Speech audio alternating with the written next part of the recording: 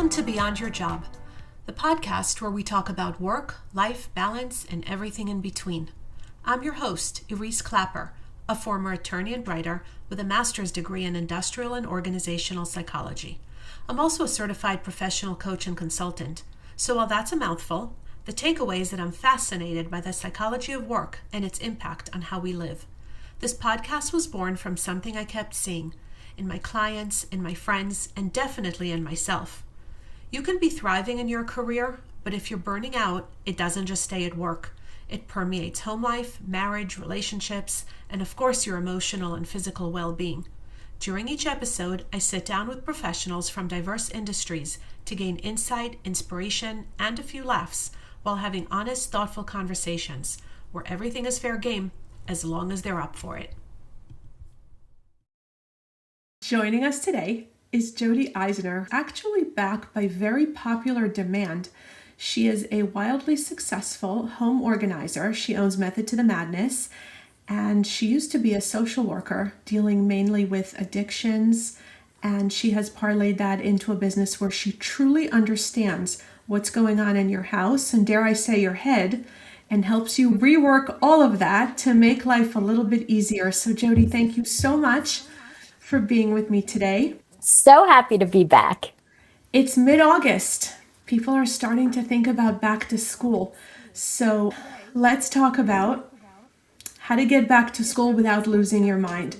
Organizing homes, the slips, the emails, the folders the kids bring home. What do we do? Well, for starters, if your kids came home from school at the end of May or June and you haven't cleared out their backpacks and cleared out all the paper from this past school year, do it now.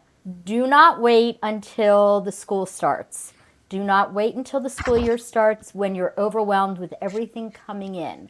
One of the biggest mistakes that people make is they're so excited to get ready for the summer and get their summer started. Everyone drops backpacks and you don't think about it until it's getting to be closer to the first day of school. So if you are a family that buys all new school supplies, get rid of all the old ones. Do not keep them. There's no need to keep them. If you're a family that wants to repurpose, make sure that everything gets cleaned out and it's wiped clean for the start of the new year. I imagine that sometimes people might even find lunches or snacks that haven't been really looked at in the bottom of that backpack since May or June. It's not pretty. It's not pretty. So your biggest tip right off the bat is if you haven't dealt with that since the end of the last school year, at least clean it out. Before we get into more practical tips, what do you think are some of the biggest mistakes that people make? Again, I think the biggest mistake that people make is they don't prepare. So the end of the school year comes and everybody's kind of getting ready and excited for summer. So everybody just drops everything. And then you're on to the next, which is all your summer exciting activities. And then the school year comes and you're focused on getting your back to school outfit, getting your new supplies, getting, so your focus, exactly, everything is about the fun stuff. And you've not taken the time to really prepare for all that's going to start coming in again and all the things that you need to do to be prepared on the front end. Do you feel that there are some areas of the house where you can organize and have a bigger impact than others? Is there a logical place to start? Your point of entry. So where do the kids come in when they're walking in the door? Where do you go out when you're going out for school? And also making sure that there's a really good space for wherever that is, in their bedroom, in the kitchen, for doing homework. And having everything set up. There should be the kid zones. I talk a lot about zones because that's my thing. So everything should have a zone. So whether it's a kid homework zone, also the mom zone, that the mom, dad, whoever is in charge of keeping track of all of that paperwork. So everything should have a place. There shouldn't be any guessing games. People typically get inundated with the school papers and the slips and the emails. And you and I have spoken offline about whether schools are more environmentally conscious now when some of that stuff is coming at you in an email, but inevitably there's also some paper involved in that. How do you even begin to organize it? Let's say you got through cleaning out the backpack with the nasty lunch for May and the snacks that you found, and you've looked at the expiration dates and you're trying to decide if we're using them again in September or not. What's the next step? Because all that stuff is coming, and at least where we live in many regions in the country, sports, all that stuff starts to ramp up pretty quickly in August. So what I typically do is I create a system that you can start as early as kindergarten, or whenever your child starts whatever school they're starting, can take you all the way up through college. So it's literally a filing system that has all of the paperwork that you would need for that current year. And each child has their own set of files. And it's really a set of files that's more for the parents to keep track of, not for the kids. So, in other words, when I'm thinking about my own kids, when they were in kindergarten through middle school, it would be the class curriculum, it would be the roster, it would be any extracurricular activities, all the paperwork that as a parent you need to keep track of. And so you create this, and it's not a big filing system. It's only enough to allow for that current school year. So the idea is that you create this filing system with whatever is happening in that current year. At the end of the year, you purge all of that so that you're starting with a clean slate going into the next school year. And I did this for my kids all the way up through the college years. And again, it was only the papers that as a parent I needed to keep track of. It wasn't their test scores, or excuse me, it included all the formalized testing and all those scores, but it didn't include like a test that they took in history class. That was their responsibility. It was only the things that as a parent I wanted to be responsible for. So up through when they were taking their driver's license tests, all of that paperwork that you might need. And so I was always going into the next school year feeling super prepared, because when all those papers came home, I just put them right into the little slots. I knew where they went, and I knew where to find them. And I love that. I mean, this can be as simple as a slip folder that's labeled, that gets emptied at the end of the year and recycled even. What happens with all the permission slips, the physical forms? We're going on this trip. You're responsible for this. You need to bring that into the class on such and such a day. And those are things that really involve the parents.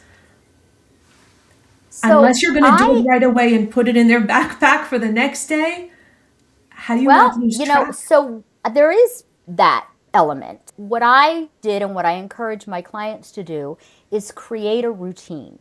And the routine can be personalized, but I can make suggestions. So my routine with my kids when they were little is they would come home, and again, this carried them all through high school. I would say, the language that I used was, let's make the piles. And the piles were, you would have to go through your backpack every single day. And the piles were, this is a pile that we worked on at school. We're going to look at it together and we're going to throw it away. This is a pile that is, Mom, you need to take a look at, sign a release form or the permission slip, whatever it might be. Maybe it's something I need to keep. Maybe it's something I just put back in their backpack after I've signed it. This is a pile of their homework, and this is a pile of things that you as the child want to be responsible for. And so we would make the piles because, kids' backpacks come home and most kids, it's all one giant pile. So we need to separate it out into categories.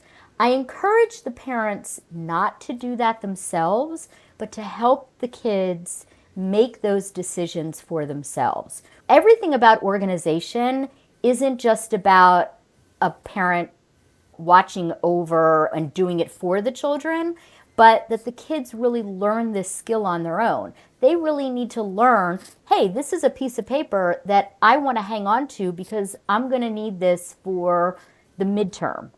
I need to put this in a safe space so that come study time for that midterm, I know exactly where to find it.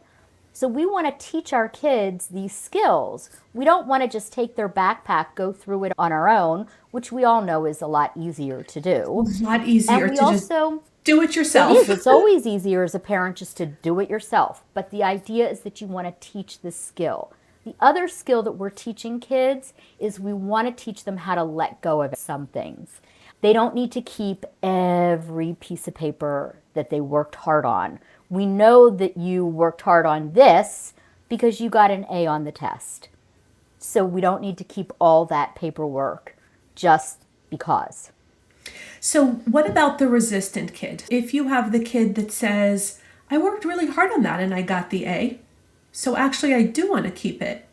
What are your thoughts on filing that in the binder under some tab and then letting it go over the summer? Is delaying it a bad thing or a good thing? It's not good or bad. Every child is different, and we just want to create a system that allows for their own personality, but we also want to teach the idea of letting things go because, again, it's an important skill to have. Otherwise, too much is just too much. I love this conversation, and it's definitely a follow-up. For anybody out there listening, it would be worth listening to Jodi's inaugural episode on home organization. And this really is a follow-up as we talk about teaching kids a life skill and rather than doing it ourselves, and how all of this really goes down in reality, and to me, the psychology behind it all. So when my kids were little, I had this great idea that I saw in a catalog. Now I'm dating myself. And there were bins, Monday, Tuesday, Wednesday, Thursday, Friday, and we would do the outfits for the week on the weekend at some point. Usually Sunday night, we would just choose the outfits. With my son, we chose the outfits. They went into the slots. He knew what to wear every day of the week. With my daughter, inevitably, she would wake up on any one of those 5 days and say, oh, I'm not wearing that. And I wasn't having the fight in the morning because our bus came really early and the mornings were hard enough. So let's talk about eliminating chaos in the morning, which I know is a big thing for a lot of people. So I'm going to actually take it one step further because getting dressed in the morning can be either a very, very simple skill or it can be a totally chaotic thing that happens on a daily basis. So let's start with every single item of clothing that's in your child's bedroom should fit them. Yes. So part of our summer activity should be going through the clothes and getting rid of the things that don't fit. There's nothing more frustrating, not only for a child, but for anybody. You're trying to get dressed and it doesn't fit, or you don't like it, or it doesn't work, or whatever the problem is. So we want to let those things go. And I feel very, very strongly about giving children that power. Kids have so little say in so many things that when we can empower them, we should. And so if a child doesn't like a certain outfit, let's not force them to wear it. As long as it's weather appropriate, as long as it's event appropriate, let's give them a little bit of control. So starting with everything in your closet, everything in your drawers fits you. So, I mean, I was not the parent that picked out the outfits for the week. I allowed my children to wear whatever they wanted to Oh, wear I as did long too. It's as just that our minds changed by Monday right. morning. Right, exactly. There's no right or wrong to any of this. It's just what is going to work for your family. Now, that being said, like you, I was the parent that did everything the night before so that I did very, very little the morning of. Yes. We made lunches the night before. We didn't pick out outfits the night before. We just didn't pick it out for the whole week, which I think is a great idea It didn't if work. that's going to work for your It family. never worked. Yeah. Okay, so let's abandon that.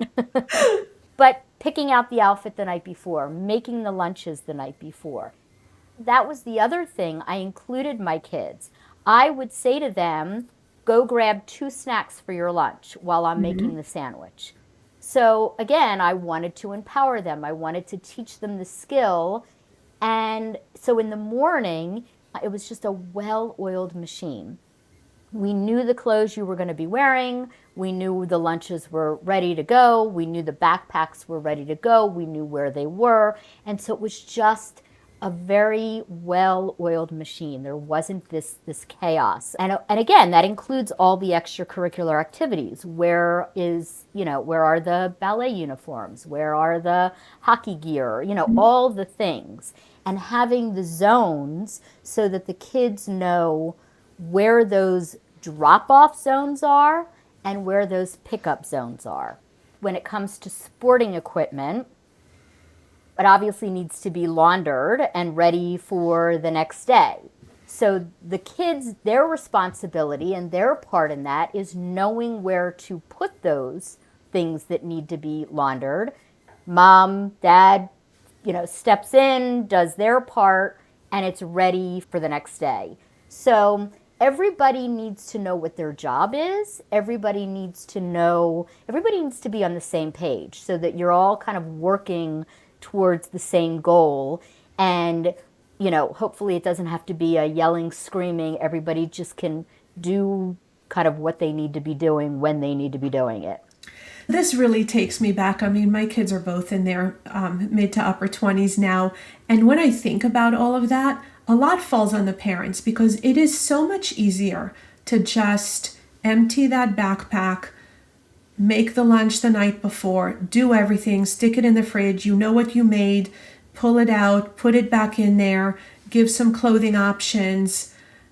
It's so much harder to involve them. And it is so much harder to say, and now please go to the laundry room. And is it football day today? Is it ballet? Whatever it is that your activity is. Do you have everything you need? Did you go through your bag? And especially as working parents, people have said to me, it's easier for me to just go grab it and do it. It'll take me 5 minutes as opposed to an hour of trying to corral my kids around the house, all of them, to do all of the things that I know need to be done. And I think that as women, we might say that about other members of our family as well. Sometimes we just do stuff because we know that it's going to be harder or more tedious to explain it. And I hear you saying that we all need to resist the urge because we're skill building. And you and I, we now have the privilege of seeing what that looks like down the road. And I can honestly say my kids, no different than anybody else's kids, they needed to learn that skill. It did not come innately, but they have it. They both live independently, and they're both not naturally organized, but they have learned that skill. Being organized is a learned skill. And we need to teach that to our kids so that they can become independent adults. So for people who don't have that innate skill, do you think it's a hard skill to learn? It is a hard skill to learn, and it requires repetition. And if we don't continue to encourage the skill and the repetition, they're not going to learn it. And I say this in the most loving way. I have, again, my 2 daughters, very different personalities. One was much more organized in her school years. The other one was not. And so really working hard to teach that skill. And now that's one of her greatest strengths, is being organized. I think it's so important. It's not just a life hack and a shortcut. It's, for me, a skill that makes my life easier. But I'm an empty nester, but meal prepping is still a thing for me. I work from home, so having my house a certain way before I step into my office is a thing for me because my brain processes that as calmness and order and allows me to go about my day in a much more intentional way. I would actually be distracted by the things that didn't get done.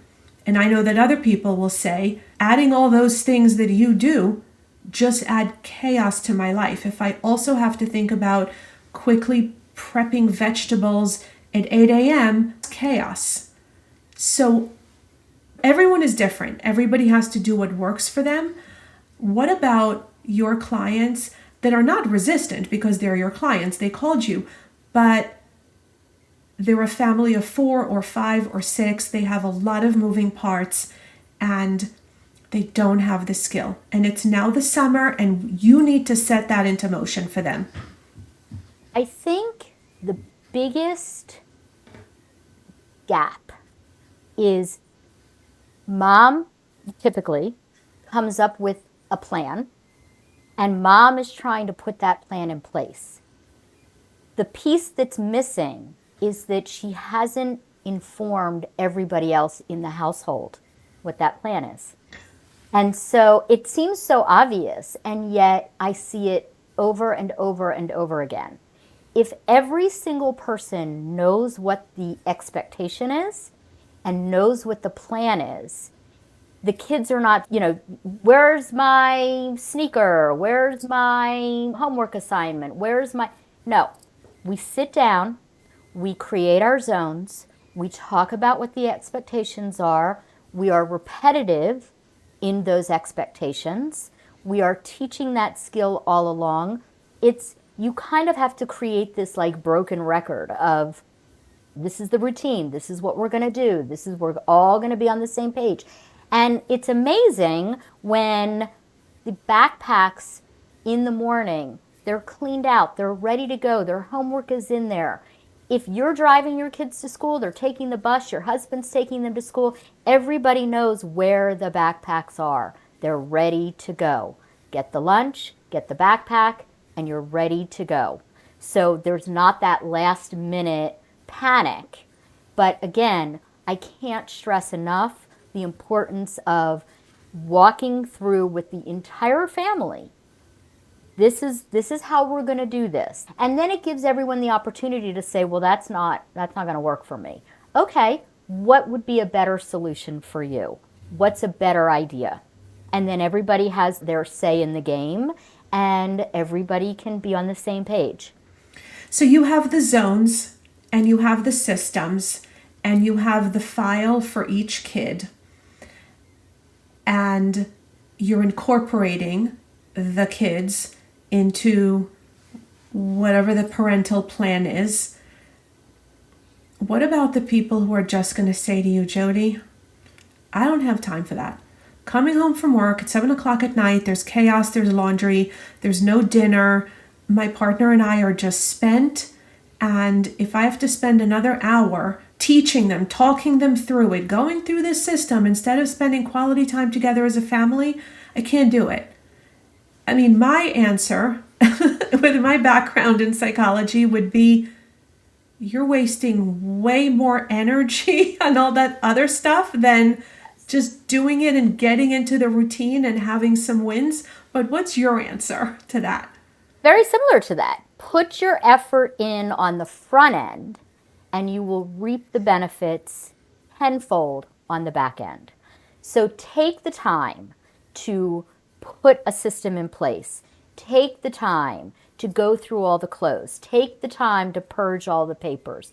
Take the time to do that. Block it out in your calendar. 2 Saturdays, a month until it's done, whatever it might be. Take the time to do that. Get your kids on board. Get your spouse on board. And then that day-to-day process will be so much easier. I think I said this in our last podcast. 90% of what we do on a daily basis is maintenance. And so if you can take that 90% of what you do repetitively and make it seamless, you're going to make your day so much easier. I mean, preaching to the choir, but I need you to come on here and back me up. What about strategies for different age groups? Because I imagine that even though kids are filled with activities from a very, very young age, it doesn't just end at the school day. What about having multiple strategies under the same household? Does that become confusing or helpful? So my suggestion is the earlier you start your kids on these habits, the better. So thinking that my child is in kindergarten, they're not going to be helpful is not true. Your kindergarten student can come home and empty their own backpack. They're capable of doing that. They're capable of going through and handing you papers that mommy They do needs it to in sign. the classroom. Exactly. So the earlier, the better. And getting everybody, whether, now that if you have a high school student and you've never done anything like this, that's going to be a little bit harder to change their habits. They're used to walking in, dropping everything, walking away, and now mom's left to pick everything up. Well, we're going to try things a little bit differently because I need your help and I need you to take some responsibility. And, getting that is a basic skill for when you go off to college and I'm not here anymore to find your homework, Even to knowing how make to sure. operate the laundry machine. It's not Exactly. rocket science. They can do Exactly. incredible things on their laptops. Surely Exactly. they can choose which of the 5 buttons to push. It's just not that hard. Exactly. Exactly. So, think of it as a teaching tool and in preparation for when they do leave your home and they're responsible for themselves. I think that it's amazing advice, and I think that it's really practical. I also think that it's become very popular to spend endless hours on social media looking at all of these home organization hacks. And it amazes me when one of my kids will send me something on how to clean something or an amazing way to fold a towel. And I'm thinking, where were you all those years? I needed some help. But some of those are gimmicks. All right, I'll pick on the towels. There's all sorts of beautiful ways to fold your towels and have a little envelope and it rolls and it looks good from every angle and you stack it in your bathroom. And anytime I see that little video, I think that's it. I am learning how to do the towels, but I don't. When is it too much? So, I'm going to use the example of making beds. When my children were little, I showed them how to make the bed. And the expectation was that they got up and they made the bed. And I had to resist the urge to Me go too. in and make it better because the message that you're sending is it's not good enough. And we're trying to teach independence. So the skill is get up, make your bed, because that really is an important skill. It doesn't mean that if you don't make your bed, you're not going to be successful in life. But it is a nice way to start the day, getting up, making the bed. And I would walk past their rooms and I would see the effort. As long as the effort was there and it looked like it was an attempt to make the bed, I was good with it. My children make their beds now, and they do a really nice job. But I can only imagine if I had given into that temptation and gone in and straightened it and made it perfect and put the pillows on perfect. I don't know how that would have ended, but I do know now they do make the bed. So the idea of folding towels perfectly, making sure that laundry is perfectly put away. No, as long as you can find what you need when you need it. That's really the key to organization. The mistake that so many people make with organizing is they think it means perfection. And it actually means the opposite. It just simply means, can I find what I need when I need it? and is it easy to find and easy to access? So I never was that parent that opened my kids' drawers and made sure everything was folded perfectly. As long as they had what they needed and it wasn't overflowing and it wasn't shoved in and it was okay. It's okay. I think that empowering them also to live intentionally the way that they want, I think that eventually many people come to the conclusion that their chaos, because chaos is different for everyone, and I recognize that what I think is chaos is not chaos to another person. We both know that. But I think that empowering people to just live with intention. You sort of say, I'm okay with this, but I'm not okay with this. I'm okay with my socks and underwear drawers, just everything sort of being thrown in there. That's low stakes, but my suits have to be hung up a certain way, whatever it is for you. And then also letting go. So teaching your kids how to do the laundry, encouraging them to make their beds. And when you walk by, it just looks like maybe they pulled up the comforter or not remotely what you would do. And same goes for the dishes. I know that people like to load their dishwasher a certain way. As organized and as structured as I am, if somebody wants to help with the dishwasher, I don't care. As long as the dishes get in the dishwasher, I'm good. When we have friends over, and I don't really like when friends help because I want them to feel hosted, but when they do and they load the dishwasher and they ask me if I have a system, my system is thank you so much. Just get it in there. So many people with that perfectionist mindset get really stuck. And we don't want our children to learn that. We don't want them to learn that perfection is the only answer. We want them to, kids make mistakes. Yeah. People make mistakes. We want people to make mistakes. That's how you grow and learn. And for me, I always had the rule that the sink was not a pit stop or a rest stop for hours at a time. It was there as a transition into the dishwasher. So because I was pretty strict about having a clean kitchen, I can't be strict or a perfectionist about everything. So as long as your dishes in some form hit that final stop, I'm good. And I always asked my kids for help. I always, we were setting up dinner, somebody empties the dishwasher, somebody sets the table. And that goes for all members of the family. It's not just kids because it's a group effort. But if you're going to involve other people, then you just have to be okay with the effort. And I think that's a hard lesson to sort of sit with that. It was for me. Yeah. A lot of parents want to make their kids' lives as easy as possible. So we tend to do a lot of things for them, and we forget that we want to teach the skill. And again, I cannot stress enough about not being the perfectionist. But even if you want to make your kids' life as easy as possible, teaching the skill and being willing to take a step back and reinforce it, and be okay with the effort, you're actually making their lives easier because you're giving them a life skill as opposed to something in the moment, the gift of me cleaning up after you so you can have some time on your iPad.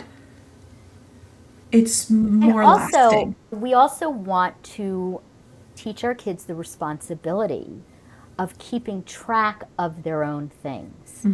And so I would often say to when they would say, where's my whatever they were looking for? My response always was, I know where it's supposed to be. I want them to learn to be responsible for their own things because I'm not going to be living with you. So you've given us some amazing back to school tips. And if anybody wants to reach Jodi, Method to the Madness is online. I'm going to put her website in the show notes. She can Zoom with you. She can look all around your house in all of your crevices or just one room, whatever you need, and get some help to maybe start this school year with a little bit more peace and organization in your life. But before we let Jodi go, we're going to do a quick lightning round with a brand new set of questions. Are you up for it? Okay, I'm ready. All right. The first one is a familiar one. Are you an introvert or an extrovert? Extrovert. What job would you be terrible at? Waitressing. What's your biggest pet peeve? Phony people. If you could give your first day on the job self one piece of advice, what would it have been?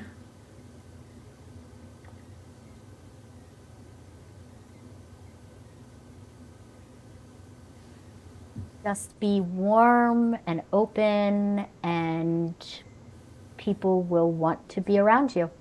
Isn't that the truth with you? Mm-hmm. What's something that your job has taught you about human nature? Everybody is so different. There's not better or worse. It's just appreciating that everyone comes at different situations with their own history, with their own personalities, and to just be open to all of that without judgment. I love that, and it's so true. What's a belief about success, if any, that you had 10 years ago and no longer hold? Success is measured, in my opinion, today by your happiness and by being well-rounded and having time to be with friends and family and things that you personally want to do, not just monetary. That's perfect. So if you weren't doing this, what's a parallel life you think you'd be living? If I wasn't a professional organizer? Mm-hmm. So one of the things that I love doing as an organizer is doing aesthetic. I don't want to call it interior design because I'm not qualified. If I had to do it over again, I probably would go into the interior design world. But I love being able to make things look aesthetically pleasing. It's part of what I do when I'm organizing, is I do have the belief that if things look nice, you're more likely to maintain them. Which makes perfect sense. If you had one more hour each day, how would you spend it?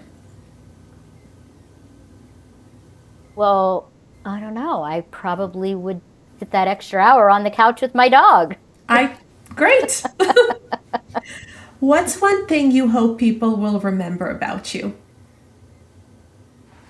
That no matter what your situation is, I truly come in without judgment.